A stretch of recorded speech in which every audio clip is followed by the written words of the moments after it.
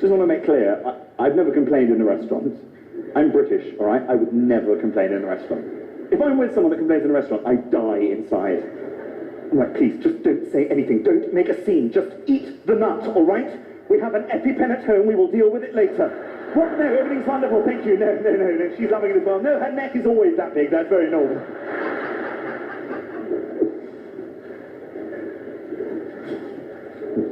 Ex-girlfriend Ella.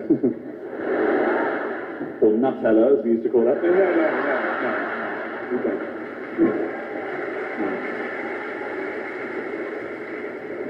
Oh, God rest her soul. My dad's bad with the fast food. The other thing my dad can't get his head around is technology. I've got a great prank that I play on my dad, okay? You've got to try this, right? If your parent is a bit of a technophobe, what I do is I wait for my mum to buy a new bit of machinery for their house. Doesn't matter what it is, laptop, coffee machine, new printer, and then I tell my 76-year-old dad that said piece of machinery is voice activated. Oh my God, you have not known true joy until you have seen a 76-year-old man tell an electric blanket to go fuck itself. We're not being ageist, right? I'm not being ageist, okay? I think it's very important that we respect our elders. I was visiting my granny recently, my dear old nan, you know, got to check the will. Check their well, check that she is well. My granny is very much from a different generation. Oh my God. We were clearing out her house the other day. We found some quite dubious things on her shelves. Oh dear. I know. I took her aside. I was like, Granny, come on. It is 2017. Who is still using VHSs? Yeah, the racist doll is not great either. Also, this is exactly as I found it in her house. If you're going to have your racist doll out on display, which you shouldn't, please do not have your racist doll out on display above your copy of Nelson Mandela's Long Walk to Freedom.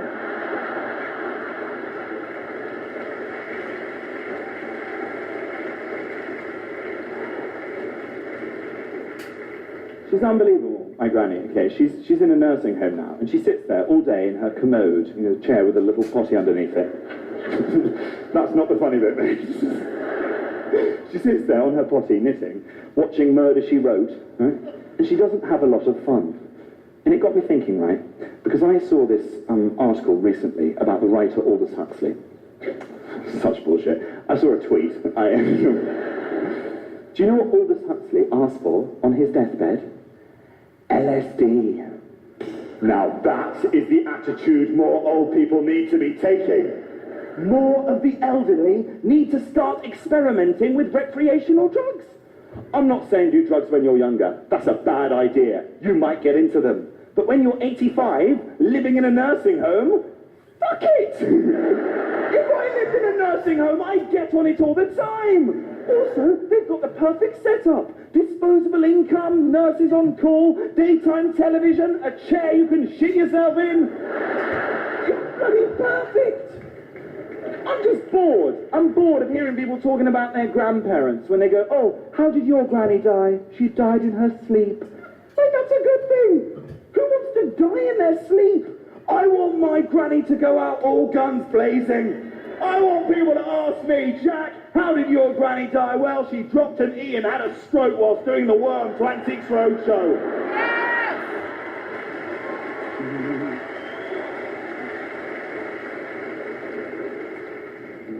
Don't do drugs, kids. That's the most thing. I'm not into the true gas. I did have an experience recently. I went away on a lads' weekend. Oh, yeah, lads. I was with Digby and Rupert, and quite the threesome. That sounded less gay in my head. That's the most overrated thing in the world, by the way, the threesome. So it's a bit of an aside. I had a threesome once at school, okay? It was with this beautiful Italian exchange student called Maria, and this chap called Monkford. And, no, you just get in each other's way. Eventually I had to be like, I think it's probably best if you go and just leave us two together. Fortunately, she was very understanding. Mungford, odd chap, but a bloody good teacher. So, lads' weekend, okay, we went to Amsterdam, all right? So we're in Amsterdam, and me and my chums, Roops and Diggers, right, we're down this kind of back street, and one of them, Diggers, naughty guy, okay, Diggers is smoking some of the weedy puff. Yeah, I'm not really into it, as you probably guessed by the fact that I just called it weedy puff out loud. Weedy puff, weed, that's how normal people talk, Jack. No, so he was smoking some weed, and he turned to me, and he went, you know, Jack, do you want to have a suck on this? Not suck. That is not the word that he used. That is not what he... This story's going really well. Yeah, I was down a back street with one of my friends, and he asked if I wanted to have a suck on this. That is not... I'm having a brain bug. Well, not suck. What's the word? Puff. Thank you to the crack hole down the front. Do you want to have a puff on this weed? Anyway, I said no, because, you know, we're in public. It's not a great look. What if someone sees? He went, Jack, two things. Firstly, it's legal. Secondly, we're in Holland. No one knows who the fuck you are. Smoke it. Now, I'm not proud, okay? I gave in to the peer pressure. This is why you cannot smoke a spliff on the street in the year 2017. I shit you not, as I put this spliff to my lips, I looked up, and the bloody Google Maps car with the 360 camera was running.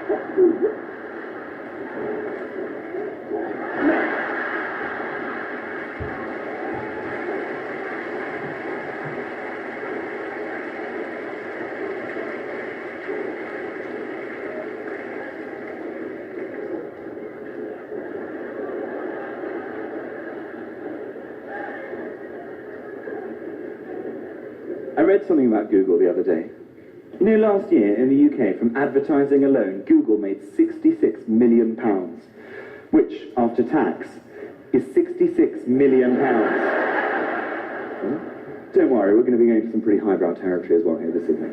We have the silliness and the gimmicks at the beginning of the show, but, you know, this is a more sophisticated show. I'm nearly 30 now, okay? I had a dinner party the other night. We talked about mortgage rates. Sophisticated show for a sophisticated audience. So, dick pics. This is actually a very serious story, okay? Very serious story. Because last year, I had a dick pic scare.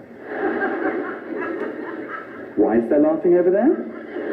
I said that this was a serious story, and if I'm going to be able to share it with you, there's going to need to be a degree of mutual respect. Don't blow down the trust tree. Serious story. So, last year, I had a dick pic scare. A friend of mine calls me up out of the blue. He's like, Jack, there is a dick pic of you circulating online. Fucking watch it.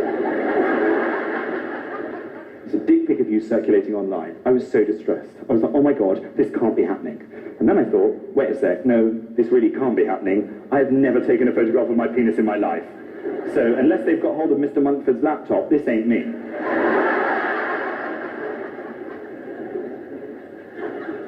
I call my agent. I'm very distressed. I'm like, we need to make this go away. I don't care how you do it. Get a lawyer, shut it down, just make it stop. Hung up the phone, so distressed, heart pounding. My friend sends me a link to this dick pic. I click on it, comes up on my computer screen. I mean, 100%, this was not a photograph of me. But oh my God, it was the most beautiful penis I've ever seen! It was unbelievable! It was long and tanned and sinuous. It looked like Aslan's tail. Magical! My agent called me back. She was like, what do you want to do? I was like, you know what? I think we should just leave it. I was retweeting it. I was favoriting it.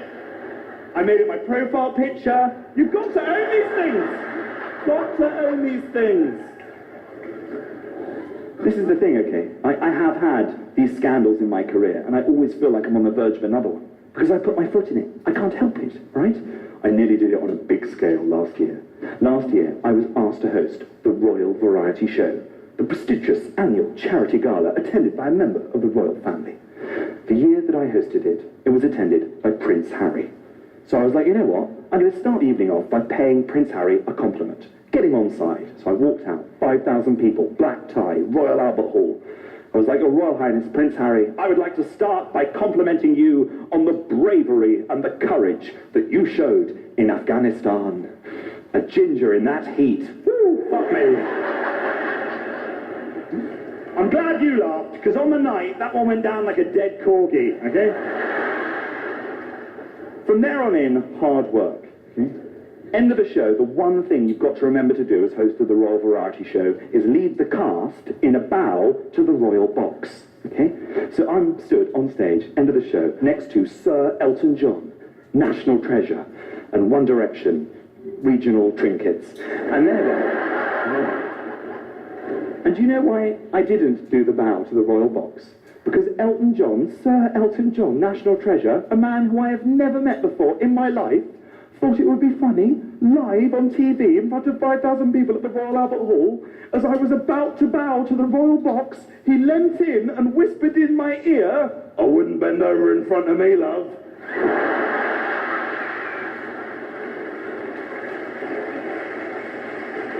And there's cameras everywhere. They caught the exact moment he said it.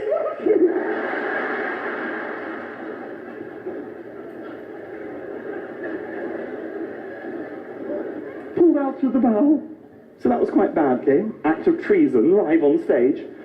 Afterwards, it gets even worse. Afterwards, they have this black tie charity reception. God, these stories are so relatable.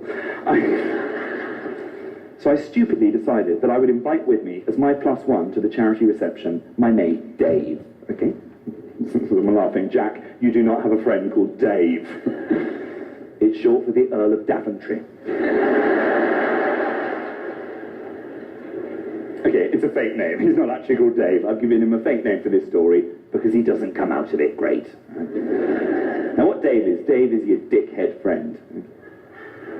So I'm hanging out with dickhead friend at the bar. Not hanging out. You don't hang out with a dickhead friend. You man-mark him. Right? So I'm man-marking dickhead friend at the bar. Prince Harry walks over. Prince Harry walks over with 2 armed security personnel. Just remember that for later on in the story. These guys have guns. All right? So he walks over. Me and Gabe stood here at the bar. Dave, not Gabe. That went well.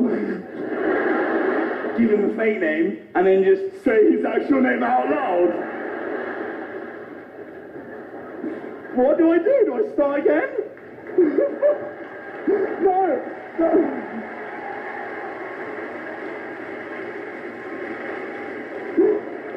I can't believe I've done that. Because I normally do that story and I just say his name. And the Netflix lawyer was like, you have to give him a fake name for the special. So I made up the name and then I just said his actual name. Can I beep it? What have I done? Well, his name isn't Dave, his name is Gabe. So I guess his name is Dave. Gabe Turner is his full name.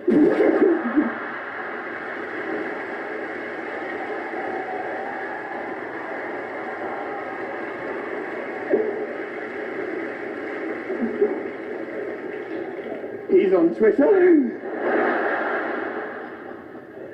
This goes out all over the world. He's gonna kill me. Okay, sorry, I'm just gonna stop crying. Okay, right, okay, so Prince Harry walks over to me and Gabe Emmanuel Turner. Stop, okay. So Gabe, Dave, whatever, I've forgotten his name. Gabe, okay, is a big guy. Gabe is a big guy. He's got cauliflower ears, shaved head, like big rugby player, right? Kind of guy you wouldn't want to throw under the bus.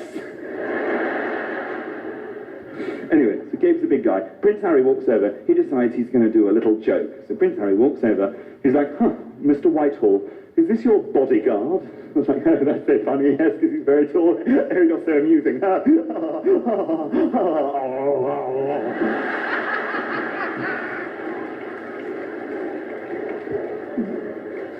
Probably cut that bit out as well.